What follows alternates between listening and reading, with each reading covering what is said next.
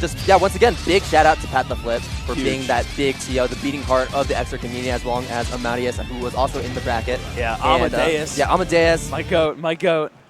For running Thursday extra throwdown. But, you know, even though that pattheflip is a TL, he's also a really strong player. As you can see right here, that he is in top 48. Yeah, very strong player. And of course, the Resho Mania outfit as well. You love to see it.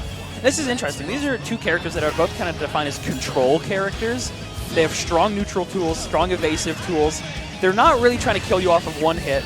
And they don't have the most insane projectile-covered brutal mix in the game. I mean, Ino's pretty good, don't get me wrong.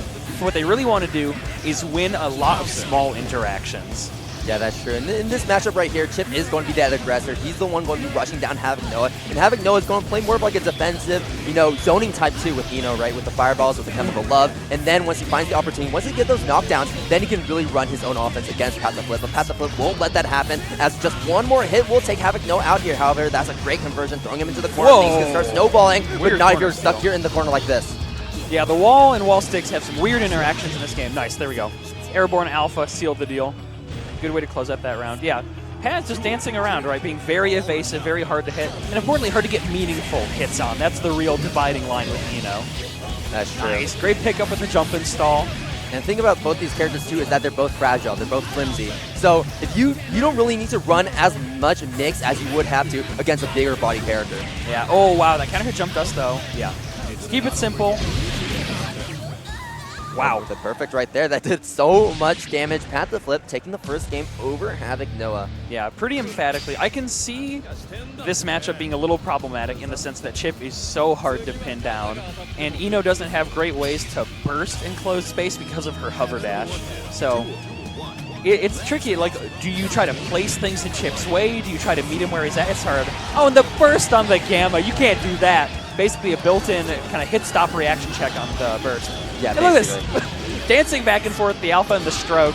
Yeah, we're playing a bit of a grounded game with, or at least low to the ground game for Ino. And then the thing about that is that pattheflip can easily just jump up like that, hang up at that very high height, and Havoc Noah can't really do too much about it. Yeah, and nice, and again, using that extra jump and the super potent jump dust. Nice, great OTG kill, really good awareness. Yeah, and that's going to be the round for pattheflip. Are we going to see another 2-0? It's going to be very close. I mean, pattheflip has been looking so dominant so far, and Havoc Noah really has yet to find any meaningful hit or any meaningful advantage against Pat just yet. Yeah, and what a great 6B on the jump dust. One of Ino's kind of last options in her mix-up chain. She's trying to open people up, and Pat just blowing it right up. Great blitz shield here.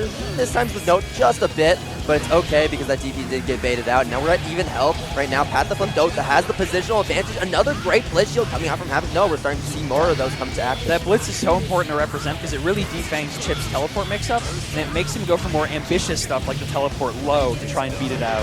Yeah, and the thing is, it also automatically blocks cross-ups, right? Yeah, so that's another important tool. Yeah, the left-right is I'd say the predominant component of Chipp's mix-ups, at least initially, so it really kind of throws that out. Yeah, basically just eliminates the mental stack too. And then pattheflip has to kind of structure his offense a bit differently as Havoc Noah takes that first round, but pattheflip going to throw Havoc Noah back into the corner, and there's going to be the cross-up overhead, finding its mark. pattheflip finding another big counter hit, and the burst bait as well. Things are not looking good for Havoc Noah. No reasons on hand, while pattheflip is looking pretty good with 50 meter on the table. Going to spend it right here to keep this advantage going. Wow, yeah, the Alpha connecting there in that little gap. There we go. We saw a very similar situation. Jump heavy, hit slow, jab 2H, jump install, pickup, seals the deal right quick. Yeah, I mean, Pat just looked, frankly, in complete control the entire time. It was really, Havoc Noah was chasing Pat, but couldn't really find him. And when Havoc Noah got close, oops, counter hit jump dust into a big confirm. And that's just how it goes, right? You play a fragile, very air-focused character like Ino. It's hard, and they had a lot of interactions that they would kind of switch places with Stroke and Alpha, but Chipp can very freely maneuver to kind of undo any positioning mistakes. Yeah, well, can't really do the same thing with that hover dash where they're locked into a single trajectory unless they use something like dive kick, unless they use a risk, right? Yeah. With one of their special moves. But yeah, well played to pattheflip moving on into top 24, because it is a winner's match, and we're going to be seeing a lot of winner's matches right now. All